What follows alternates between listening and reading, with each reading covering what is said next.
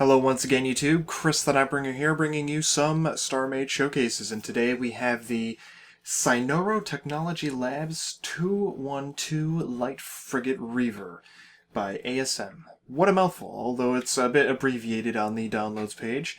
As you can see, it is quite the ship. It is clearly suited for combat, and my oh my, there are a number of turrets on this thing. It also is lucky that I happened to jump into a green sector to showcase this ship in, because it seems to suit it quite nicely. So we have a gray and black hull with green accents as a color choice, lots of green crystal as well, and my, this is certainly styled, for sure. There is a style that the builder is trying to achieve with this, and I like it. It's quite an aggressive looking design. Not sharp, but aggressive. There's a way to pull off various types of aggression, I suppose. Not that aggression really has different types, but in terms of how it's displayed, you can go like the sharp angular route. This guy seems to have built a ship that is just quite clearly dedicated to combat, quite clearly sleek. There are angles, but they're all rounded out a bit, which is interesting. We've got some glowing bits here with the crystal and the light source behind it. More of that over there, a different color. Lots of AMS turrets. The thing that really caught my eye was this thing right here. This is a retractable folding engine, and they have the best colors on this engine. Purple, my favorite color.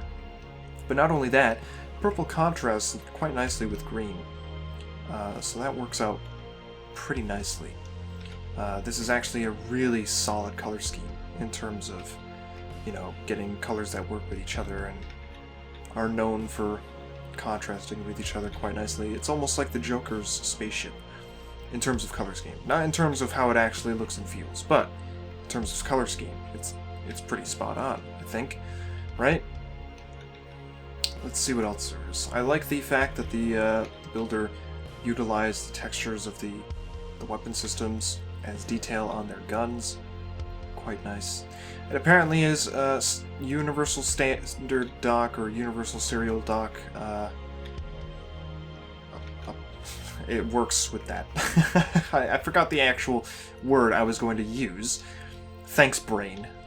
No problem at all. We have this crazy door opening sequence that appears to happen on all of the doors. If we click in, you can see the gravity is activated, and then that crazy stuff happens.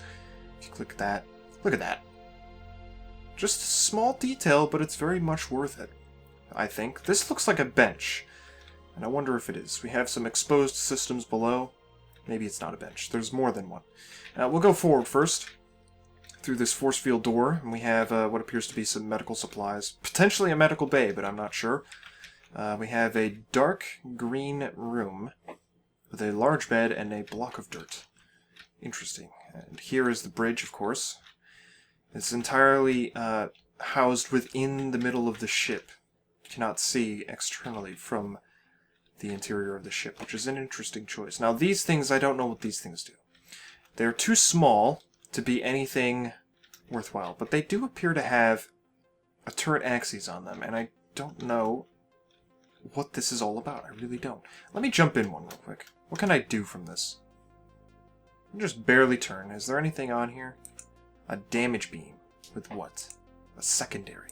Oh, that's interesting. Why is that there? What does this serve? Power failure. Huh. I have no clue. Maybe it's some sort of escape pod that you're supposed to utilize once the ship is broken up a bit enough. I have really no idea. Lastly, we have the core. Okay, not lastly. There's actually a ton of stuff behind us. But here we have the core room. Quite nice. You can see that they are utilizing the motherboard's texture quite a lot. We have what appears to be some sort of galley here, or mess hall.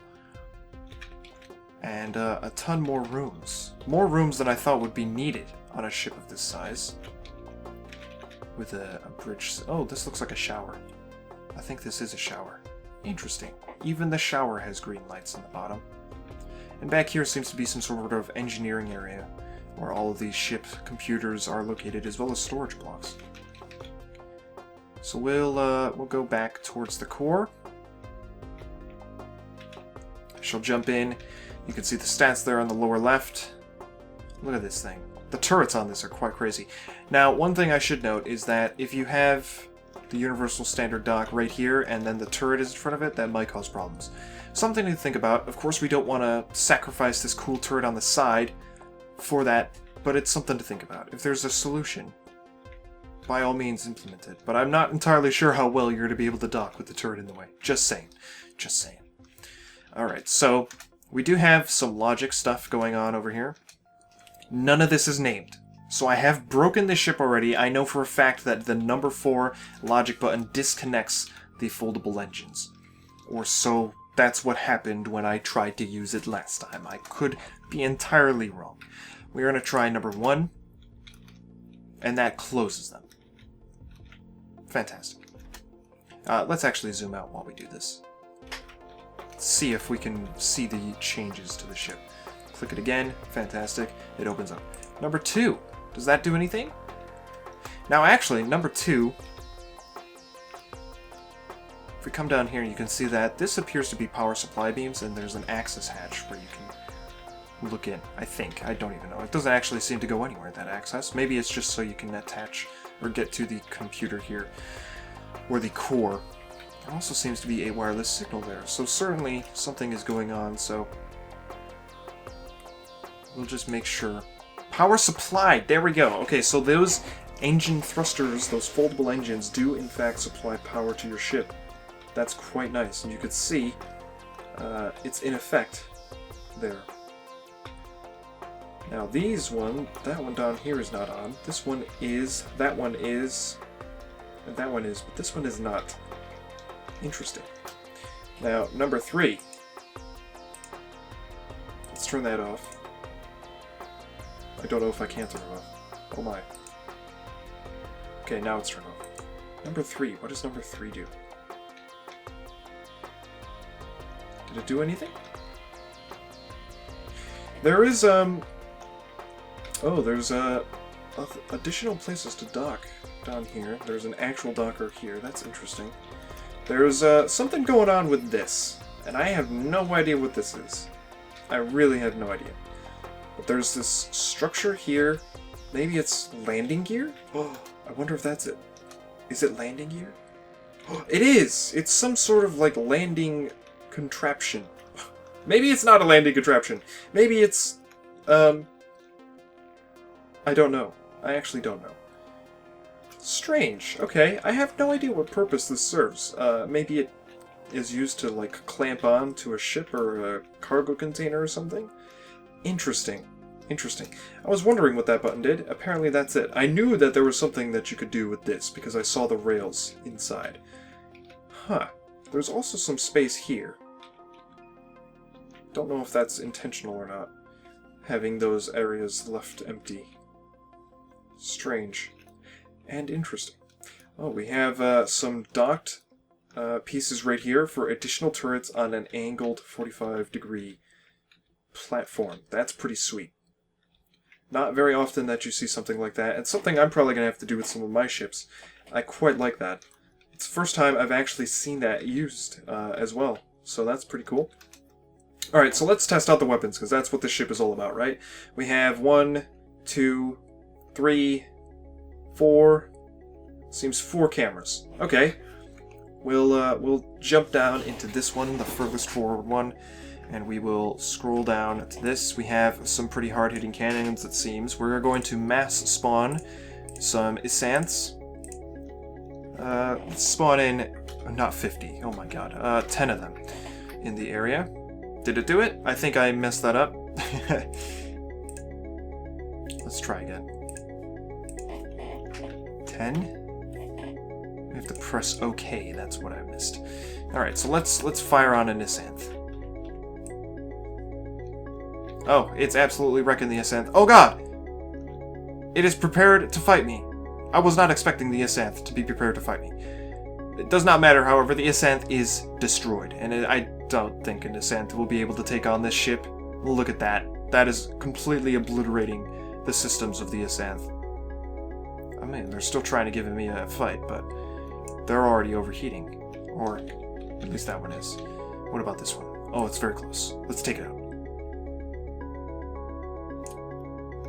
Close. Look at that. Beautiful. I love that. Solid power. Let us shoot a missile at another Asanth. Let us lock on real quick. Here we go. So we have a lock-on computer here. Shoot the missile. Okay. I think that has ion effect attached to it. This one has explosives, so let's try that. Oh yeah, there we go. That's done some damage, and we'll shoot this one as well. Let's see the damage from those missiles. That's pretty extensive damage. For standard armor, it chewed through quite a large chunk of it at once. Respectable amounts of damage for a ship this size. We also have ion effect and 2 jump drives. The first jump drive charging at an average rate, pretty much. The second jump drive charging at an equally average rate, I'd say. This one actually might be a little bit slower, it seems. We have a radar jammer, of course. We have a ton of docks, and I think that might be it. Of course, there is some stuff on here that is not attached to any of this stuff, but it might be that these explosive computers and this ion effect, this explosive computer is actually attached to this, I'm not sure. We have no idea. So, pretty solid. Let's spawn in another copy of the Reaver. Let's see if we can do damage to it. It's at almost full shields. We'll wait for that to completely charge up before we assault it and see how well it fares against itself. Oh wow, the shield's pretty good. It's getting lowered at a respectable rate, but the weapons on this thing might be pretty powerful, so who knows. It's at 1.7 million shields, so that's pretty decent, I think. I have actually no idea what is considered good for, you know, the various stats of a ship at various sizes. But there you have it. So we are bringing those shields down, of course. We can use ion effect to completely bring it down and do a little bit of damage. And now we're breaching the hull, it seems. And we've actually... Wow, okay, so we have drained our power. And you know what that means? It's time to give ourselves some power. I think I just closed the engines. Will they continue to supply power at that rate? Okay, yes they do. Very nice. Are these supplying power? Okay, fantastic. So let's, now that we have power, and I quite like that, let's continue doing some damage to this ship. And we'll see for a few moments just how much damage we can apply. It's got explosive effect on those cannons, so that's quite nice. Oh wow, that is a massive chunk. Well, we have a power failure, unfortunately. A power failure. Despite us having power being supplied to us, it is not enough. Let's take a look. Wow. Okay, that's a significantly larger hole than was shown on the Asanth down there. Okay then. Okay then. We also have turrets. So let's see if we can jump into a turret. This is not the turret I wanted.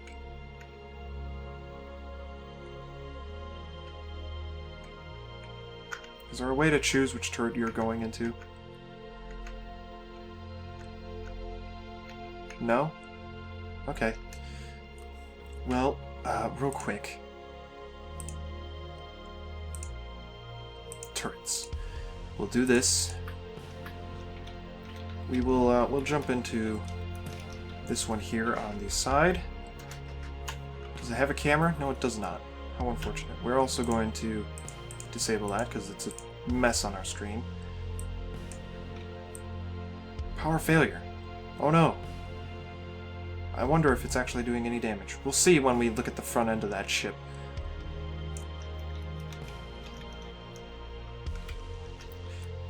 This ship might be a little out of date. Something seems to have changed.